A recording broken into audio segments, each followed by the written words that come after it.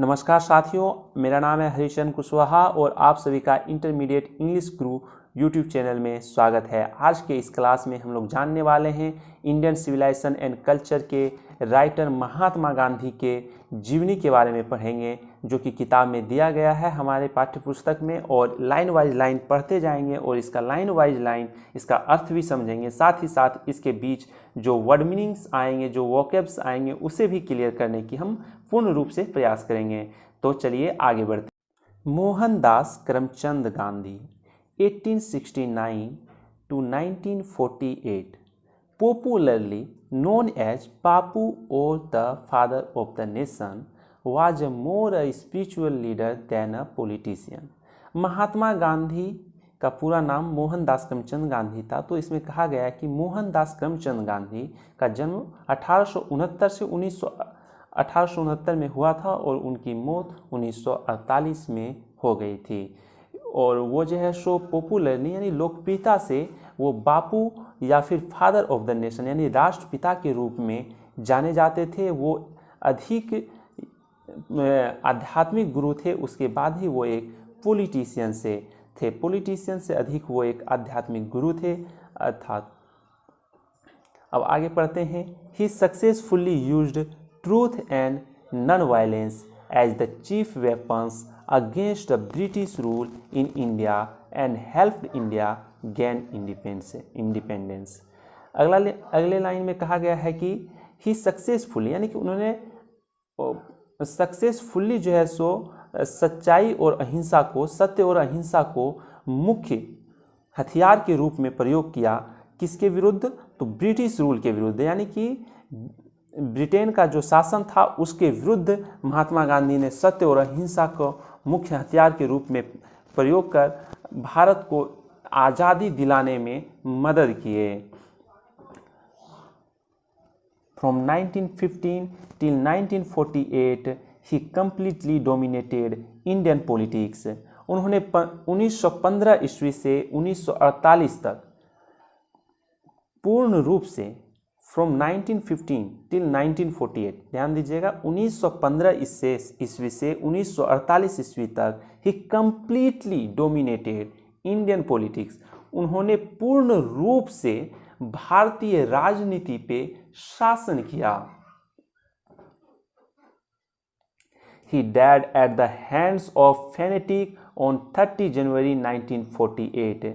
वो जो है सो एक फेनेटिक के हाथों, एक फेनेटिक मतलब होता है कट्टरपंथी, यानी कि कट्टर के हाथों उनकी मृत्यु 30 जनवरी 1948 को हो गई। तो अब तक जो हमने वर्ड सीखा पहले उसको देख लेते हैं, फिर आगे बढ़ेंगे। अब तक हमने वर्ड सीखा है spiritual leader, SPIRITUAL, spiritual, LEADER, leader. Spiritual leader means होता है आध्यात्मिक गुरु। अगला है देन, THAN, देन मीन्स होता है की अपेक्षा या फिर से, और THEN देन इसका मतलब तब होता है। यहाँ पे THAN है, यहाँ पे इसका अर्थ होता है की अपेक्षा या फिर से। अगला है वर्ड हमने सीखा था ट्रूथ, TRUTH, ट्रूथ मीन्स होता है सत्य। अगला वर्ड आता है नॉन वायलेंस, NON नन, उसके बाद है violence, VIOLENC, violence. Violence means होता है अहिंसा, वायलेंस मीन्स होता है अहिंसा और नॉन वायलेंस मीन्स हो गया अहिंसा।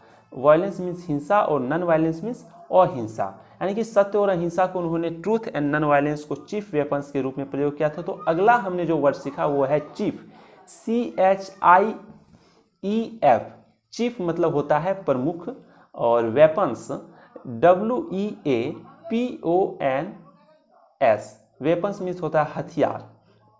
आगे बढ़ते हैं। अगला वर्ड हमने सीखा है रूल, क्योंकि ब्रिटिश रूल के खिलाफ जो है सो उन्होंने ट्रूथ और नॉन वायलेंस को का प्रयोग किया था।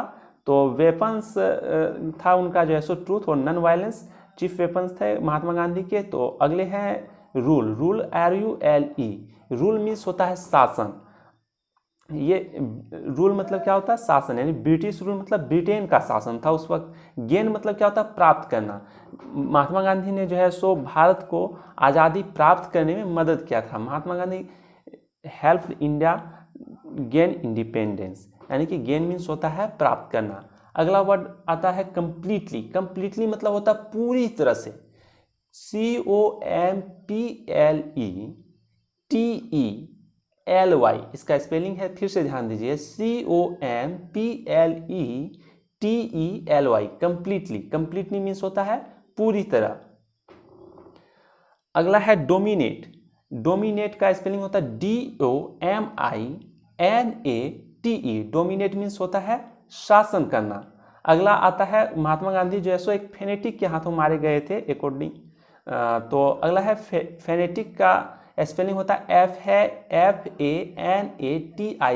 फेनेटिक मीन्स होता है कट्टरपंथी या फिर कट्टर। तो चलिए अब आगे बढ़ते हैं। आगे कहा गया है his autobiography, My Experiments with Truth, and the numerous articles that he wrote for Young India and the speeches that he delivered on different occasions reveal him not only as an original thinker but also as a great master of chaste idiomatic English। तो उनका जो है सो एक autobiography. Autobiography किसे कहते हैं? Autobiography मतलब होता है अपनी कथा खुद से लिखना, उसे कहते हैं ऑटोबायोग्राफी। तो महात्मा गांधी के जो ऑटोबायोग्राफी है उनका नाम है माई एक्सपेरिमेंट्स विथ ट्रूथ, और जो है सो न्यूमरस आर्टिकल्स, और कई सारे आर्टिकल्स जो उन्होंने यंग इंडिया पत्रिका, यंग इंडिया नामक पत्रिका के लिए जो उन्होंने लिखे थे, और जो कई सारे स्पीचेज जो उन्होंने डिलीवर किए थे ऑन डिफरेंट ओकेजन्स, यानी कि अलग अलग अवसरों पर, ये सब मिला के उन्हें क्या न कि सिर्फ जो है सो एक ओरिजिनल थिंकर प्रूव करता, बल्कि उन्हें एक जो है so great master of chest idiomatic English के प्रूव करते हैं। यानी कि उनको जो है सो न सिर्फ मूल विचारक, बल्कि उन्हें एक जो है सो महान पवित्रता के स्वामी और मुहावदेदार अंग्रेजी के पवित्रता के स्वामी भी प्रूव करता है यह। अब आगे बढ़ते हैं। आगे इसमें दिया गया है, in the following extract Indian civilisation and culture, Gandhi ji talks about the sound foundation of Indian civilisation which has successfully withstood the passage of time। जो निम्नलिखित, फॉलोइंग मतलब हमने बार बार सीखा था कि निम्नलिखित होता है, तो निम्नलिखित या फिर आगे दोनों होता है इसका। तो आगे जो दिया हुआ जो एक्सट्रैक्ट है, इसमें महात्मा गांधी किसके बारे में चर्चा करेंगे कि कैसे जो है सो हमारा जो है सो साउंड फाउंडेशन, यानी कि जो मुख्य जो आधार है हमारे जो सभ्यता की है, वो कैसे जो है सो मजबूत आधार के कारण से हमारा सभ्यता अभी भी समय बीतते हुए समय के साथ स्थिर है, किस प्रकार से। और अगला आगे लाइन में वो महात्मा गांधी लिखते हैं, the western civilisation which has the tendency to privilege materiality can not match the Indian civilisation that elevates the moral being. Western civilisation यानी कि पश्चिमी सभ्यता, महात्मा गांधी इसके बारे में भी बताएंगे कि पश्चिमी सभ्यता जो है सो की जो प्रवृत्ति है वो क्या है कि मेटेरियलिटी, यानी कि वस्तु को, यानी कि वो वस्तु को बढ़ावा देते हैं, मेटेरियलिटी को बढ़ावा देते हैं, जबकि हमारी जो है सो सभ्यता जो है सो भारतीय सभ्यता जो है वो मोरल बीइंग अर्थात नैतिक प्राणी को बढ़ावा देते हैं, जो कि कभी भी एक दूसरे से मैच नहीं कर सकता है। हमारी सभ्यता के तुलना में वेस्टर्न सभ्यता कुछ भी नहीं है। इसके बारे में महात्मा गांधी हमें आगे कहानी में बताएंगे। तो अब तक जो हमने फिर से वर्ड्स सीखे हैं, उसे आगे वर्ड्स को देखते हैं क्या क्या हमने सीखा है। सबसे पहले हमने सीखा है न्यूमरस। न्यूमरस NUMEROUS, न्यूमरस मतलब होता है बहुत, न्यूमरस मतलब होता है बहुत। और अगला है आर्टिकल्स, ARTICLE, आर्टिकल मीन्स होता है लेख, यहाँ पे आर्टिकल्स दिया गया यानी कि इसका अर्थ हो गया लेखों। अगला है डिलीवर्ड। अच्छा, आप लोग देखे होंगे कि भाषण जो देते हैं उसे डिलीवर कहते हैं, उसे गिव नहीं कर सकते, उसे भाषण देना को डिलीवर कहा जाता है। तो डिलीवर का स्पेलिंग होता है DELIVER, लेकिन इसमें ईडी जुड़ा हुआ है, ये जो है सो V2 और V3 फॉर्म इसका डिलीवर का होता है, डिलीवर्ड मतलब हो गया दिया गया, और डिफरेंट मतलब होता है भिन्न भिन्न या फिर विभिन्न। डिफरेंट का स्पेलिंग हो जाए DIFFERENT, डिफरेंट मीन्स भिन्न भिन्न या फिर विभिन्न। अकेजन्स OCCASIONS, अकेजन्स मीन्स होता है अवसरों, यानी कि डिफरेंट अकेजन्स पे महात्मा गांधी जाते थे। अवसर मतलब होता है कि कहीं कुछ भी प्रोग्राम होता है उसे अवसर कहते हैं, तो अकेजन्स मतलब हो गया अवसरों। रिवील मतलब होता है प्रकट करना या फिर दर्शाना, REVEAL, रिवील। कभी कभी कहते हैं ना कि इस उनकी जो है सो ये बात सीक्रेट बात रिवील हो गई, या फिर वो सीक्रेट कहानी रिवील हो गई, तो रिवील मतलब होता है प्रकट होना या फिर दर्शाना। रिवील का स्पेलिंग होता है REVEAL, रिवील मतलब प्रकट करना। ओरिजिनल थिंकर, आगे बढ़ते हैं। ओरिजिनल थिंकर का स्पेलिंग होता है ORIGINAL, ओरिजिनल, और थिंकर का इंग्लिश होता है THINKER, थिंकर। ओरिजिनल थिंकर मतलब होता है मूल विचारक, ओरिजिनल थिंकर का मतलब होता है मूल विचारक। अब आगे वर्ड्स की ओर बढ़ते हैं। GREAT, ग्रेट, ग्रेट मीन्स मतलब होता है महान, ग्रेट मीन्स होता है महान। और मास्टर ऑफ चेस्ट मीन्स होता है पवित्रता के स्वामी, MASTER, master of CHASTE, chest, master of chest means होता है पवित्रता के स्वामी। इडियमेटिक इंग्लिश मतलब होता है मुहावरेदार अंग्रेजी, और फॉलोइंग मतलब होता है आगामी या निम्नलिखित। एक्सट्रैक्ट मतलब उद्धरण होता है, जो कि हम लोग इंडियन सिविलाइजेशन एंड कल्चर एक एक्सट्रैक्ट है, ये जो है सो कोई कहानी नहीं है, तो EXTRACT, एक्सट्रैक्ट मीन्स होता है उद्धरण।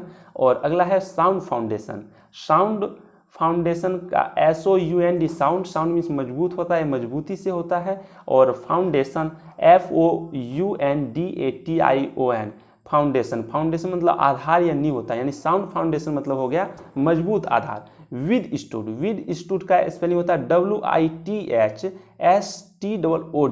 WITHSTOOD, विद स्टूड मतलब होता है पर खरे उतरना, यानी कि खरे उतरना या फिर अभी तक स्थिर रहना, विद स्टूड हो गया। अगला है passage of time, passage of time का हो जाए PASSAGE, passage of TIME, time, समय का बीतना हो गया passage of time. Tendency TENDENCY, tendency मतलब होता है प्रवृत्ति, TENDENCY, टेंडेंसी मतलब होता है प्रवृत्ति। और अगला है प्रिविलेज, PRIVILEG,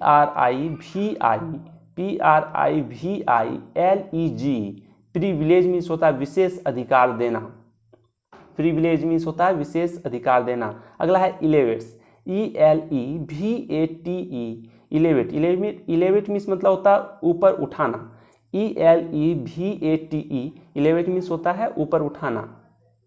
और वहाँ पे प्रेजेंट इंडेफिनिट टेंस में बना होगा, हाँ प्रेजेंट इंडेफिनिट टेंस में वाक्य है, इसलिए इलेवेट से इलेवेट्स है, तो इलेवेट्स मतलब होता है ऊपर उठाता है। और मोरल बीइंग मतलब होता है नैतिक प्राणी, MORAL, moral, BEING, being, moral being. आज के वीडियो में बस इतना ही, मिलते हैं आपसे एक नए वीडियो में इसी प्रकार से एक नए धमाकेदार टॉपिक के साथ। तब तक के लिए जय हिंद, बने रहिए, हमसे जुड़ जाइए, सब्सक्राइब करके हमारे YouTube चैनल को, वीडियो को लाइक करिए, और यदि आपको इस तरह की और भी वीडियो चाहिए तो कमेंट बॉक्स में यस लिखिए।